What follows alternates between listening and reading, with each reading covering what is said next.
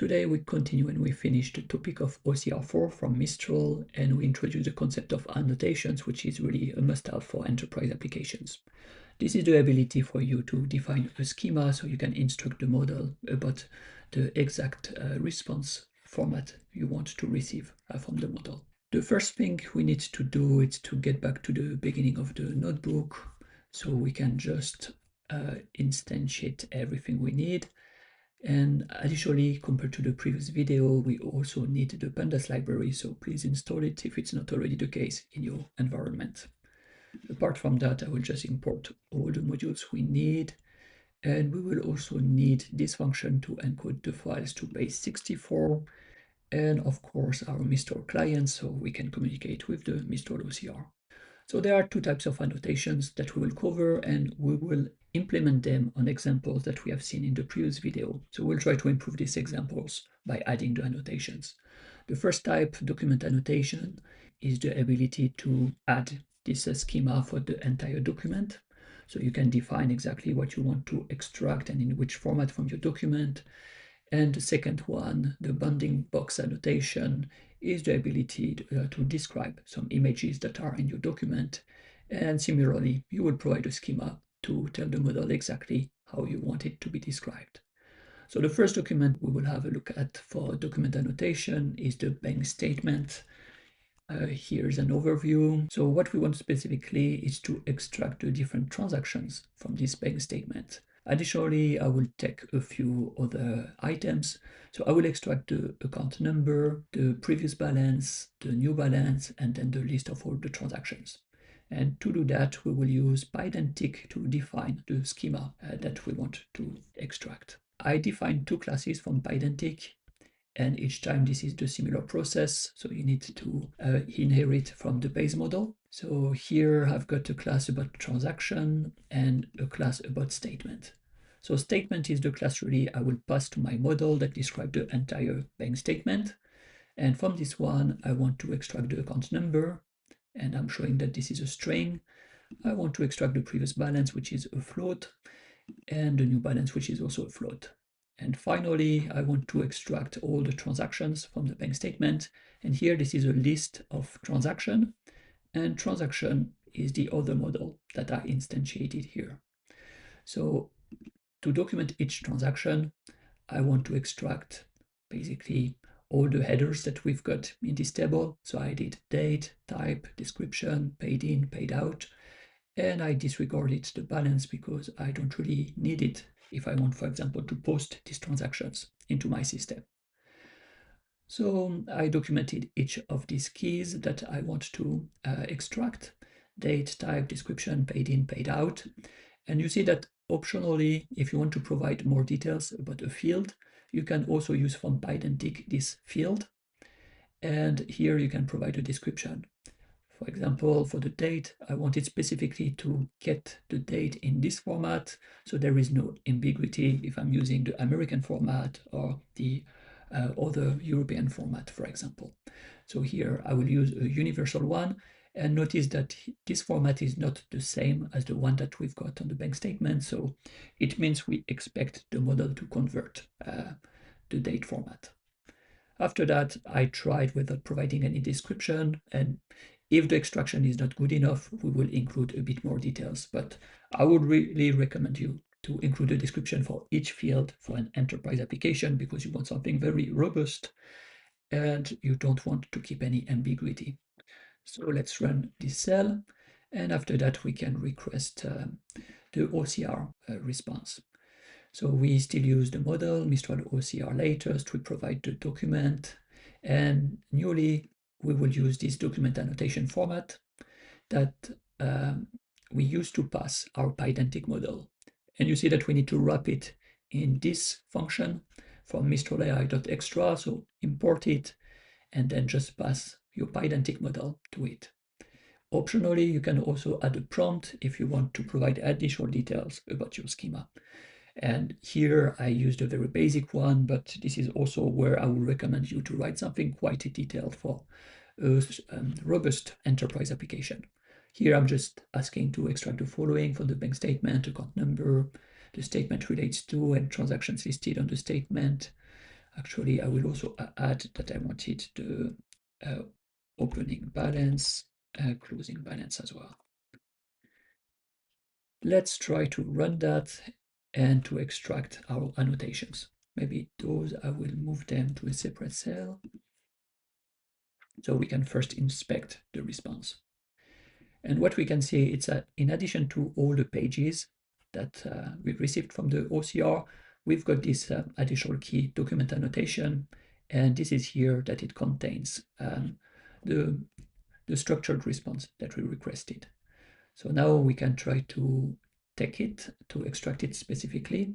So notice that the dictionary here is actually within a string. So we have some quotation marks. That's why I will use json.loads to convert it back to a dictionary. And here you go, we can see that we've got the account number, which is the correct one, the previous balance, which was also correctly extracted from the bank statement, as well as the new balance. And after that, there is transaction, which is a list of different dictionaries. Each dictionary represents a transaction on the bank statement. So now that we've got this structured output from the model, this is very easy to work with pandas, for example, if you want to have it nicely displayed in the tabular format and to be able to use all the useful functions from pandas. So I will just import it, and I'm passing to a new data frame my annotations and specifically the transactions. So as long as you've got a list of dictionaries, you can directly pass it to a data frame and it will create it for you. And here you go, we've got here all the transactions nicely added to a table. So date, type, descriptions, paid in, paid out. And as this is a pandas data frame, now you can easily do different type of data manipulation and computation. Such as, for example, if I want to see what is the sum of my paid out column, I can just write it this way. And I see here what is the total paid out for the entire bank statement. I can also group by date, for example, if I want to see a summary of what's paid in and paid out for each during each day. So this is extremely easy to work once this is in the pandas data frame, much easier than when we were dealing with the markdown before. Let's move on to a different document. So also, let's have a look at the document we used in the previous video. That was this earnings report from Tesla. And we were once again able to get back this table as markdown. And now we will ask again to receive it in a structured format. So I want to extract all these descriptions for the different KPIs, and I want to extract only the latest quarter. So I will assume that this is the only thing which is missing in my financial valuation model. So this is the only thing that I need to extract now. So we are back to the example here. Once again, we will import the PDF, encode it to base64 and create the URL. And after that, I will create two classes that will help me describe the schema that I want to get from the model. So this is very similar to the previous example. There will be the main class that I pass to the OCR report, where I just want to export what is the latest quarter included in the report, and I describe that I want it in this format.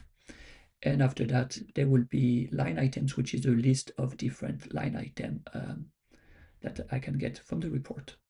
So here, this is the second class that I define, line items.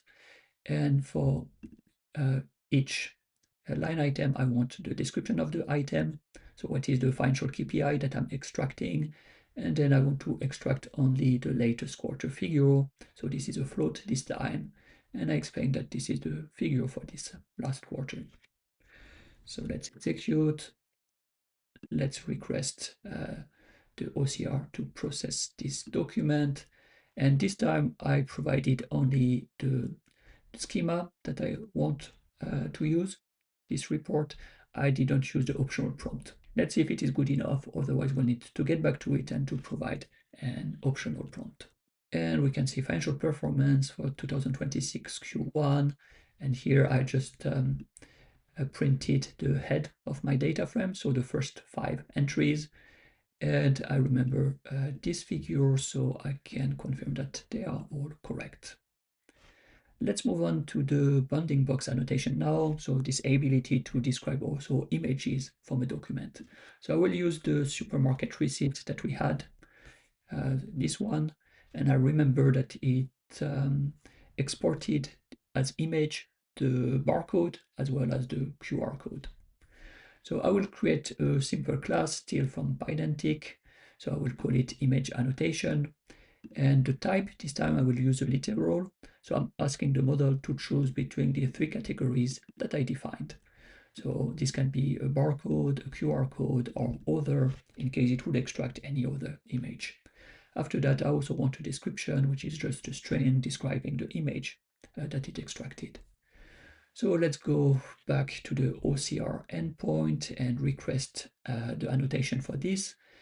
Notice that this time this is a different type of parameter. This is the bounding box annotation format, but still you need to wrap it in this function, response format from Pydantic model, and you pass the Pydantic model you just created. Something also that I found interesting is that you don't need to set the parameter include image base64 to true to get the description of these images. So let's request it. And now let's have a look at the full response and scrollable elements. What you notice here is that unlike the previous examples, this is not part of the document annotation. So this is not outside of the pages. The reason is that you want to describe individually each image, so it will be really within the image key, which are nested within pages. So let's go back to the top. We've got a single page for this OCR because this was a very simple document.